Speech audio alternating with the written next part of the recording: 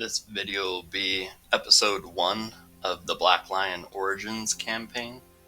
The purpose of this series will be to chronicle the journey of a character between level 1 all the way to level 56. It occurred to me as I was playing my Black Lion campaign that people might like to see what it takes in order to actually get to level 56. I always choose the battalions because the other factions, the racial perks for them are generally just it's just monetary gains, and most of those monetary gains are shown at like the mid to late game, and when the money actually doesn't even matter. But the battalions, you get the movement speed perk in the woods, and I find that makes a big difference. You see that I instantly changed my character's aesthetics. I watched a video that Hero put out a little while ago. He talked about how you could copy and paste your aesthetics using, Control C and Control V. And he was making a video showing how you could actually make your character look like Dirthert. I don't care anything about looking like Dirthert, but I like to have a character that looks good, but I hate the process of actually fine-tuning all of the facial attributes. So I just copied one of my characters from a different campaign where I had already gone to all that effort. uh, as you'll see, as I'm building my my stats, my attribute and focus points for my character, I'm focusing on endurance primarily and vigor secondarily. The reason why I do that is because I find it most important to get my endurance up to 8 as soon as possible, so that once I am in a position to have 3 perk points in blacksmithing, I can get right into that and level my blacksmithing up to 225 and reap the benefit of having those extra attributes. So yeah, that's the thought process there. And then plus I end up with all other focus points that I'm interested in having. So we're going to play this on Bannerlord difficulty, of course. I would love to do it on Iron Man mode, but it just isn't feasible to do. I want this to be a Let's Play campaign style series, and it isn't feasible to do that in Iron Man mode because sometimes your video footage gets corrupted. Now, I always start out all my campaigns with this goldfish sigil as a tribute to my gamer handle of Angry Goldfish. My strategy at the beginning of all of my campaigns is to go to Poros and grab the pigs and butcher them and sell them. I didn't get this, like, it wasn't like something I came up with on my own. It's something that I learned from other YouTubers, but it's an excellent thing to do. As you can see, I gained a ton of gold. And then I'm looking for horses and a light cavalry lance. And I'm looking for companions. The reason why I wanted to pick this guy up is because he has a roguery skill, and that's going to become important when I try to start leveling my my roguery skill, my own roguery skill. I'm going to need companions to man the gang alleys. I went to this town here, both of these towns, to look for horses. I want a, I believe it's, gosh, forget the name of the horse that I'm actually looking for, but it's a workhorse that has like a workhorse like a sumpter or a workhorse or a mule, and but it has, I think it's called a riding horse, and it has better speed and maneuverability. But I decided to just go ahead and pick up a hunter because I already had the and I already had the perk points in riding. Look at that! I was able to pick up and that's a balanced noble longbow. It's the first time in over 3,000 hours of playing the game I've seen in the shop a noble longbow with any kind of modifier. That's so cool. Kind of blows me away, and I'm really sad that there's no shot that that'll be there. By the time I've got 100,000 gold. Um, Hero put out a video about how your modifiers, your items with modifiers in shops, they have like a 50% chance of disappearing every day. I discovered right in the middle of that journey that I had bought those cows, and I forgot to butcher them and sell them in that town. And that's why I was moving so slowly. And I've found that light cavalry lance. That's a very important pickup. And there's a Kentarian charger there for fairly reasonable price. So I'm gonna go ahead and pick that up and give it to Mutinus, the hyena. I'm just gonna call him the hyena because that's kind of hard to pronounce. Because he's got the riding skill for it, and I'm gonna want that horse a little later on once I've gained a bit of riding skill. So we're pushing on towards Maranath because I know that it has a village that produces pigs. But on the way, we came across our first batch of looters. I just had to fight them.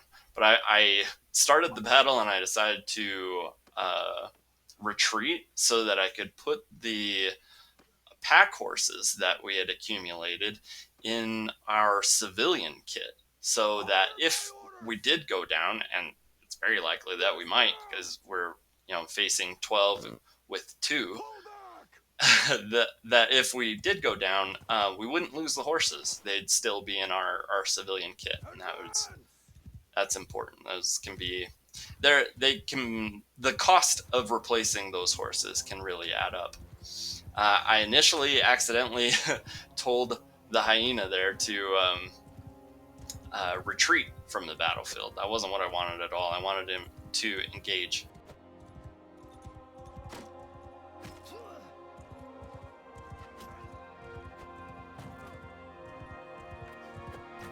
I gave him a poke for good measure. But you have to keep your eye on your guys, especially early on. When you give them the engage command, it isn't absolute that they aren't going to let the enemy catch them, and that is his primary purpose in this battle, is to just give my enemies something else to focus on. You'll see I took a bunch of damage against those looters that were throwing rocks at me.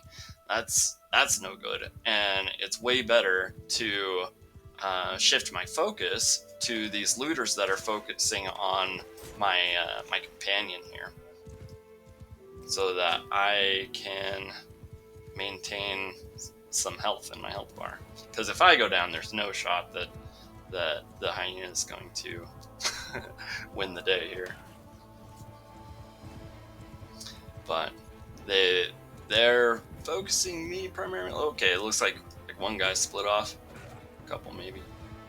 And go ahead and give them a shot. I'm not doing very good with my combat here. To be fair, I am shifting from playing a level 59 character with 330 polearm and riding skill, and there is a big difference, and so it's taking a bit of a learning curve to figure out the distancing and timing for these thrust attacks. The polearm I'm using too. One of the reasons why I pick it up in the early game is because it's as close as I'm likely to get to a polearm that matches the range, the length of the polearm that I usually use. But it is still a little bit longer, so there's adjustments to be made there too. I believe it's somewhere in the 170s of length, and the one that I use, the one that I craft, and I have a video out about that if you want to give that a look. Um, it is 164 units of length, so there's a slight difference, and it's surprising how much of a difference that slight difference makes. So you see, we got some totally decent skill up points there. Go ahead and put another focus points into polearm. I focus on polearm and riding skill initially because that's that's what I'm using in combat, and it's important that I level that up as quick as possible because that makes me more effective in the battlefield. Now I had taken those horses back out of my civilian kits so that it increased my movement speed by 0.1 because the more leeway you have in your inventory, like if you're able to carry 300 weight but you're only carrying 50, then it'll increase your movement speed on the map. But um, when I saw these four looters, excuse me, I decided to go ahead and put them back in the civilian kit because while it's only 4 against 2, we were pretty beat up from that last fight, and I didn't want to risk losing them again. I'm going to pick up this the cavalry perk here because I'm generally only ever going to use my polearm on horseback as far as thrusting goes, for sure. I was going to go to Gelmaris there, but it wasn't on the way to Marinath, so I chose Rote instead. And I'm going to recruit one of these looters that we picked up. I wanted to have some extra troops in our warband so that there was some leeway for the hyena there, so that when he went down, look at that, there's some Kentarian chargers all the way down to 670 gold per. That's very cheap. But yeah, I wanted to have some more troops so that the burden of distracting the enemy, it wasn't completely just on my one clan member. I was checking there to see how many clan members I was allowed to get. I should have, while I was at Rote, looked at the inn to see if there was any more companions that I could recruit. I'm looking at this guy, I don't like the look of him. He doesn't have any roguery.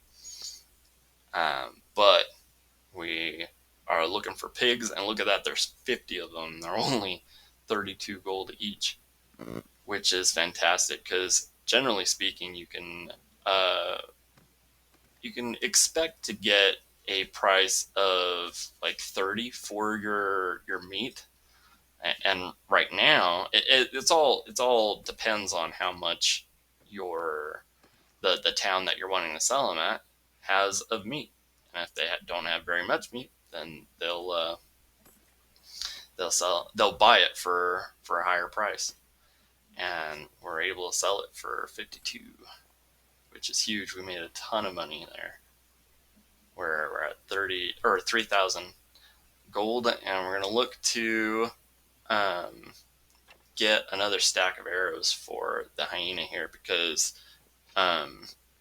I don't want him running out of ammunition while he is serving it as a distraction, and then not able to serve any further purpose. So I'm since I've made such wild gains here. We went ahead and changed our sigil on our flag to be the boar, and gave myself the title of the butcher, it,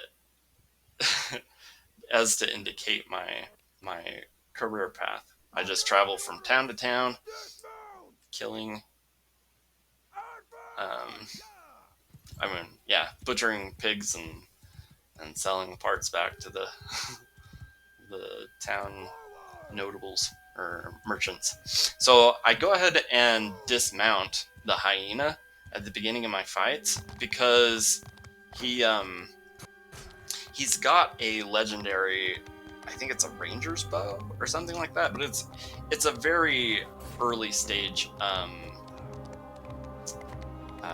longbow, and he can't use that bow from horseback. So I have him dismount so that he can get some use out of it whilst distracting my foes. And I don't think that those looters that I picked up were the types that would have rocks to throw, which is too bad. Oof, they're getting caught. I gotta try and cover them.